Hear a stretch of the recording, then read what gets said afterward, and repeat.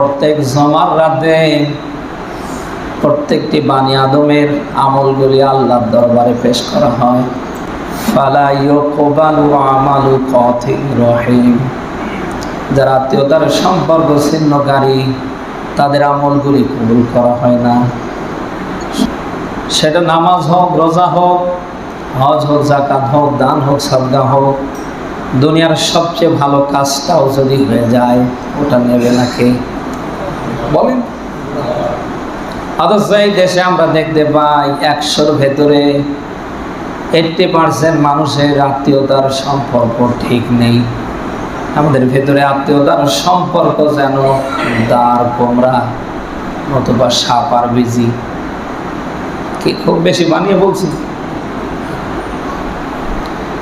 আপনি যদি আত্মীয়তার সম্পর্ক ছিন্নকারীর ভেতরে পড়েন, আপনি যতই নামাজ পড়েন, আপনি যতই রোজা রাখেন, আপনি যতই হজ করেন, আপনি যতবারই উমরা করেন, আপনার মুখে যত বড়ই দাড়ি থাক, আপনার মাথায় টুপি থাক, জুব্বা থাক, আপনি যত ভালো কাজই করেন না কেন, এটা আল্লাহ তাআলা নেন না, তিনি নেবেন।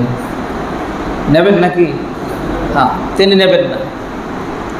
এই জন্য আত্মীয়তার সম্পর্ক এটা ধরে রাখতে হবে। আর এটা ধরে রাখার ব্যাপারে আল্লাহ তাআলা আমাদের জন্য বার্তা দিয়েছেন, তোমরা আত্মীয়তার সম্পর্ক অটুট রাখার ব্যাপারে আমি আল্লাহকে ভয় করো। কাকে ভয় বলেন? কাকে ভয় করা লাগবে? আল্লাহকে ভয় করো। এই পৃথিবীতে কেউ যদি আত্মীয়তার সম্পর্ক অটুট রাখে, এটা যদি ঠিক রাখে, তার 3টা লাভ হবে। 1 নাম্বার লাভ, তার হায়াতে বরকত হবে। 2 নাম্বারে তার রিজিকে বরকত দেবে কে? 3 নাম্বারে পরকালে ওর হিসাবটা আমার আল্লাহ হালকা করে নেবে। প্রথম লাভ, তার হায়াতে বরকত হবে। দ্বিতীয় লাভ, তার আয় রোজগারে, ব্যবসা বাণিজ্যে, তার কর্মে বরকত হবে। 3 নাম্বারে পরকালে তার হিসাব হালকা করে নেওয়া হবে। সুবহানাল্লাহ। কে আমরা চাই না আমাদের এটা থাক? তিরমিজি শরীফের 2511 নম্বর হাদিস, নবীজি বলেন, এই পৃথিবীতে কেউ যদি আত্মীয়তার সম্পর্ক ছিন্ন করে, ওকে আল্লাহ তাআলা 2টা শাস্তি দেবেন, একটা দুনিয়ায় আর একটা আখিরাতে। আর একটা কি? আর একটা আখিরাতে। দুনিয়ার শাস্তি কি? প্রায় রোজগার, ব্যবসা বাণিজ্যে কোনো জায়গায় বরকত আসবে না, ওর জীবনে সুখ থাকলেও শান্তি থাকবে না। শুনতেছেন? আর 2 নাম্বারে পরকালে আল্লাহ তাআলা তার জন্য জাহান্নাম প্রস্তুত করে রাখবে।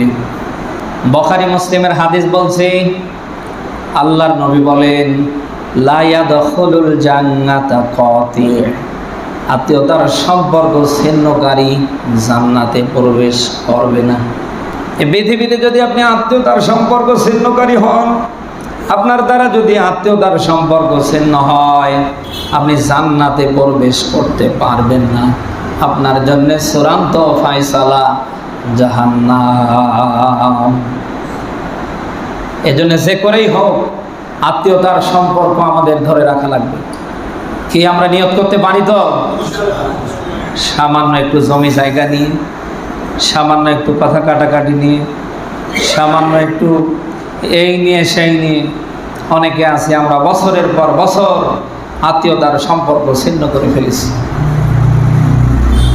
একই রাস্তা পাশ দিয়ে যায়, গায়ে গায়ে ধাক্কা লাগে। এদেশে অনেক মানুষ আছে, আমরা মুখ খুলে কথা বলতে চাই না। নিজের চোখে অনেককে দেখেছি, সালাম দেয়, বাড়িতে আসে, সালামের উত্তরটা নেই, এত দূরের কথা। লোকটা পায়ে হেঁটে বাড়িতে এসেছে, যতই দুশ্মন হোক তার সাথে সৌজন্যমূলক আচরণ করার দরকার।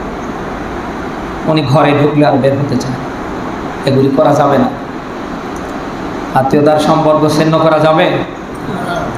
আত্মীয়তার সম্পর্ক ধরে রাখতে হবে। সে কথাই আল্লাহ তাআলা বলছেন, আত্তাকুল্লাহাল্লাযী তাসালুনা বিহি ওয়াল আরহাম, তোমরা আত্মীয়তার সম্পর্ক ধরে রাখার ব্যাপারে আমাকে ভয় করো। ইন্নাল্লাহা কানা আলাইকুম রাকিবা, নিশ্চয় আমি আল্লাহ তোমাদের উপরে দৃষ্টি রাখি। আমাদের উপরে দৃষ্টি রাখেন কে? বলেন কে রাখে? যেহেতু তিনি আমাদের দেখেন, আমাদের যেন এটা মাথায় থাকে। কোনোভাবে আমরা নিয়ত করি আত্মীয়তার সম্পর্ক ছিন্ন করব না, সেটা রক্তের হোক, সেটা বৈবাহিক বন্ধনের মধ্য দিয়ে হোক, কোনোভাবে আমরা আত্মীয়তার সম্পর্ক ছিন্ন করব না।